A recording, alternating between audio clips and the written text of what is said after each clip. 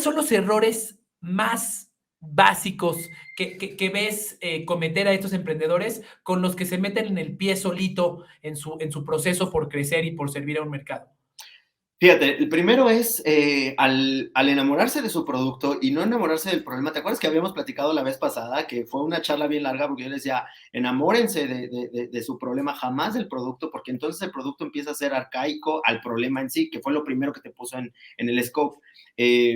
Les pasa algo muy similar, se están enamorando del problema a tal magnitud que lo único que hacen es crear más producto y más producto para seguir vendiendo. Son como esta mamá que piensa que todos sus hijos son bonitos, pero lamentablemente no todos somos bonitos. Entonces, a los que no somos tan listos o tan bonitos, pues nos necesitamos un empujón. Eso pasa con el producto. Entonces, el primer problema que ellos tienen es que no tienen una estrategia de canalidades de salida o de mantenimiento del stock para volver rentable el stock. Pero, Carlos, te digo un secreto. Este problema lo tienen los grandes retailers. Te puedo decir varios, lamentablemente no puedo decir nombres, pero te puedo decir varios que estuvieron así de quebrar precisamente por no tener una sanidad de inventario, ¿no? Y volcarse realmente nada más a lo que vendes sin preocuparte de lo que no estás vendiendo.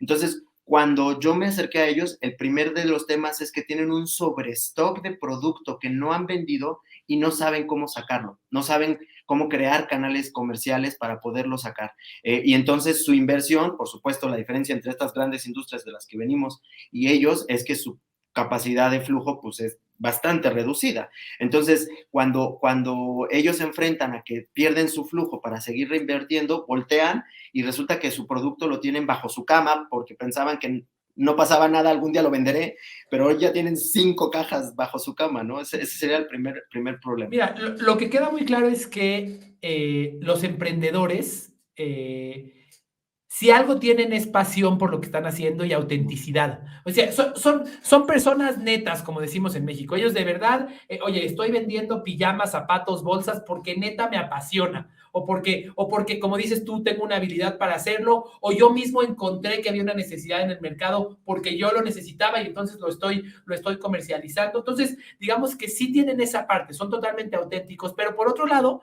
tienen una pasión y a veces un sentimiento de sueño que dice, yo acabo de crear mi empresa, ya soy un emprendedor, espérate, ¿cómo que me vas a mandar? ¿Cómo que vas a fabricar 2,000? No, fabrica 30,000. Y todos nos encontramos con emprendedores que ahí tienen un montón de producto guardado o en su bodeguita o en su casa y luego terminan malbaratándolo porque necesitan el flujo. Los pequeños emprendedores creo que es mucho más factible que logren una marca afín al consumidor y que vuelvan un brand awareness claro, que las grandes industrias que se alejan tantísimo de los sentimientos, las necesidades de su consumidor final. Te puedo Clarísimo, apostar. clarísimo.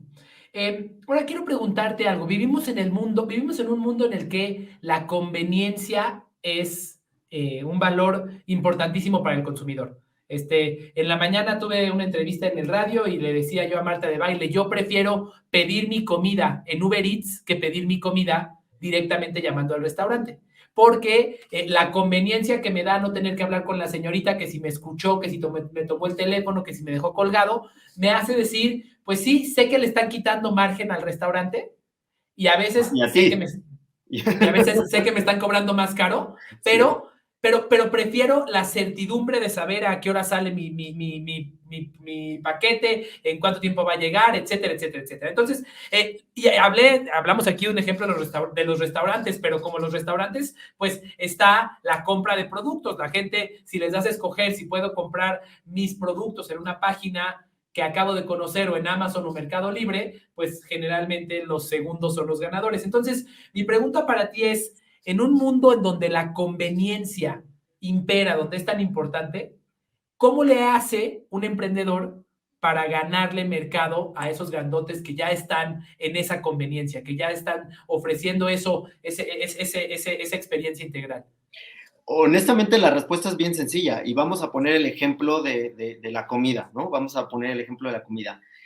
¿Qué pasaría, Carlos, si tú te detienes 2 segundos como consumidor y te pones a pensar que efectivamente tienes cualidades de rapidez, de todo, en cuestión sistema y tecnológico mucho más avanzado y más ad hoc a lo que tú estás necesitando. Pero se te olvidó que la comida no es una necesidad, es también un placer, ¿sabes? Y ese placer de comer la comida que te gusta con un sazón delicioso, con realmente cocinada con amor, eso es justamente lo que podría llegar a ser una diferencia grande. ¿Qué pasaría si tú te pones a pensar que la pasta que tú sabes que se te antoja, que tú sabes que evidentemente está bien cocinada, bien sazonada, no tiene Uber Eats, ¿no? O no tiene Rappi. ¿Por qué no tiene? Porque a estos pequeños emprendedores les quitan tanto el dinero en estas plataformas que se vuelven no rentables sus proyectos. Entonces, ellos tienen que buscar otras opciones y una de las primeras opciones, y ahí está la respuesta, es mejorar su producto.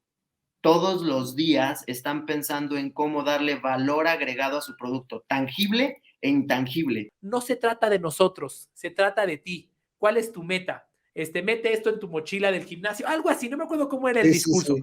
pero la conversación no era acerca de aventar la historia de Zoe Water, la conversación era acerca de decirle al cliente, esto se trata de ti, de lo que tú quieres lograr. Cuéntanos un poquito de dónde nace esa filosofía y dónde más la aplicas. Sí, pues justo eso, ¿no? O sea, es tratar de transmitir ese texto, me lo sacó alguien de la cabeza de mi equipo, ¿me entiendes? Diciendo, sí, pero a ver, tú, ¿qué te gustaría decirle a la gente? Y en ese ejercicio, él agarró y empezó a arreglar, pero todo era no hablar de nosotros, porque me parece que es uno de los errores más grandes que cometen las grandes marcas, ¿no? Que es, yo te digo lo que yo pienso de mí y quiero hacer que tú pienses de mí. Y yo no. Yo nada más te tengo que decir qué estoy haciendo como marca para que tú decidas qué pensar de mí. ¿Me entiendes? Eso es como que lo que yo trato de hacer. Y cuando hacemos este tipo de campañas, de deporte, o sea, por ejemplo, por 2 años, en enero y febrero lanzábamos la campaña de Se les acabó su gordito, y no era hacernos, no era burlarnos de alguien que tuviera unos kilos de peso, sino cualquiera que se sintiera así, porque tragó en diciembre, porque lo que sea.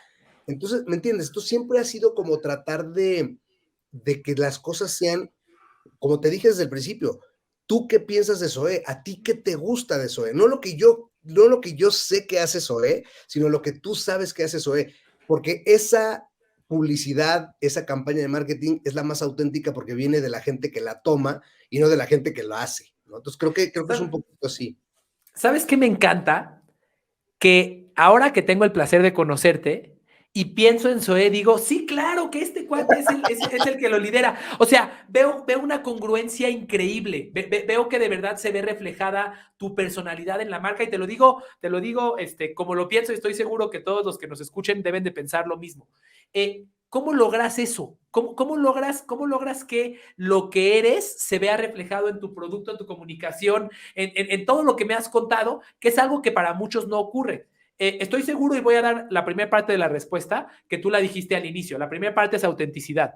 Se ve que Sí. es neta lo que haces. No tienes una estrategia maquiavélica para dominar al mundo detrás de todo, utilizando a ver qué palabras voy a usar para mover la mente de la otra persona. No, neta quieres contribuir a la vida de la otra persona y creo que esa es la primera parte. ¿Qué más has hecho para que esa personalidad que tienes tú, ese deseo de contribuir a la vida de otros que tienes tú, se vea tan reflejado en tu marca? ¿Cuáles son los secretos? No sé si sean los secretos, pero yo llevo varios años como un reto personal de vida de ser auténtico, porque como todos seguramente, o a la mayoría nos ha pasado, hemos pasado por lapsos donde pretendimos ser alguien que no éramos, y a mí en lo particular me fue sumamente mal. ¿Cuáles crees que son las creencias que los limitan? ¿Cuáles son los errores que ellos cometen que más frecuentemente has visto en emprendedores mexicanos o latinoamericanos que les están impidiendo crecer? ¿En qué se están equivocando que te gustaría cambiarles el mindset a partir de tu experiencia? Creo que el mayor que veo es demasiada planeación antes de comenzar. O sea, creo que ningún extremo es bueno, ¿verdad? Pero, por ejemplo, Soewater tenía un plan de negocios escrito en un cuaderno con unas ideas y con no sé qué, y lo más importante fue que comenzamos a hacerlo y el negocio te fue diciendo qué es lo que necesitaba el plan de negocios del negocio, en vez de tanta planeación y tantas variables y tantas aristas que pueden suceder que entonces no empiezo. O es que qué tal que, o sea, el fracaso, ¿no? Creo que esas son las dos cosas que te puedo contestar. Una es no comenzar porque no tengo el plan perfecto y completo, que no existe, según yo, no existe. Y dos, el terror latinoamericano al fracaso. O sea, me parece que esa cultura que tenemos de mitificar el fracaso, de hacerlo la cosa más horrorosa que te puede suceder, que no viene ni siquiera de las últimas generaciones, eso viene yo creo que es de toda la humanidad, ¿no? Que es este miedo a decir, es que si me atrevo y me equivoco, pues mientras no pongas en riesgo tu vida, la vida de alguien o demás, todo es regenerable, o sea, todo se puede regenerar. Y creo que esas dos cosas son las cosas que más veo que fallan, ¿no? O sea, que es como, oye, ¿y por qué no has hecho? Por ejemplo, eh, negocios chiquitos que van creciendo, creciendo, creciendo, y de repente, oye, pues yo creo que ya deberías de hacer tu e-commerce. Sí, ya lo pensé desde el año pasado, pero ¿cómo? ¿Cómo que lo pensaste desde el año pasado? ¿Y por qué no lo comenzaste? No, es que no, pues es que no sabía si sí o si no. Y, y el tercer error creo que más grave es, vamos y le preguntamos a gente que nunca ha tenido éxito o que nunca ha tenido casos de éxito o por lo menos que lo intentó, ¿no? Entonces vas y le preguntas a gente que te lo va a decir de acuerdo a su cabeza, de acuerdo, es que este cuate ha leído como 100 libros, no ha tenido un solo negocio, pero ya leyó 100 libros, no te sirve. No te sirve porque cuando estás al frente de la batalla, 100 libros no te hacen la diferencia, no te salvan del rollo. Te salva que hayas vendido y que si hoy vendes uno, mañana vendas dos, pasado tres, el siguiente día cuatro. Sí, ese siempre ha sido mi mindset, ¿no me entiendes? Aunque me ponga metas altísimas, es uno más. ¿Cómo le has hecho o cuáles son tus planes hacia adelante para contar la identidad de la marca más allá de la prenda, de los atributos de la mochila, la sudadera? Métanse a la página porque tienen productos increíbles, pero más allá de los atributos del producto que son extraordinarios, ¿cómo le haces para contar todo lo demás que es verdaderamente lo que le da valor? Porque los atributos de los productos podrían ser imitados. Alguien, H&M puede hacer una playera que tenga una bolsita parecida a la que hiciste tú. ¿Cómo cuentas esa historia para que el consumidor le dé el valor que tiene verdaderamente el producto? Qué buena pregunta. Creo que se empieza con el equipo. O sea, en nuestro caso, una gran parte del equipo es gente de justo marketing, arte, creativos, que su trabajo es contar historias de la forma más única y relevante posible. Entonces, esa es la primera pieza de tener el equipo correcto. Otra muy importante es la tecnología, o sea, creo que algo que se puede hacer hoy, antes era muy difícil, es a través de internet, de un teléfono, una compu, puedes contar una historia de una forma mucho más completa que solo de boca a boca. Entonces, por ejemplo, los productos tienen un código QR donde puedes solo escanearlo con tu teléfono y te lleva a conocer a la artesana que hizo tu producto, te permite enviarle un mensaje y conectar con esa persona. Wow. Entonces, pues solo este año vamos a hacer alrededor de 10 millones de productos, pero cada uno de esos productos es una conexión entre la persona, el someone que compró y el someone que la hizo.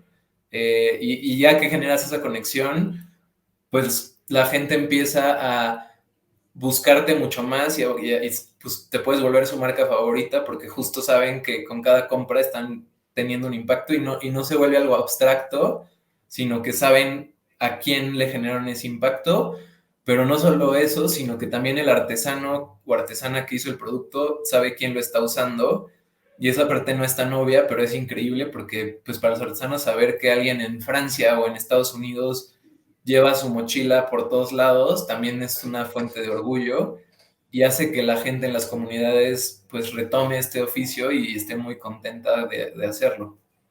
Wow, wow. O sea que si un francés compró una mochila y él decide enviarle un mensaje al artesano o a la artesana, él le está contando, oye, fíjate que me llamo François y aquí ando con tu mochila caminando por Campos Elíseos. Eso lo recibe el artesano y entonces Exacto, sabe en manos de quién está llegando su trabajo. justo.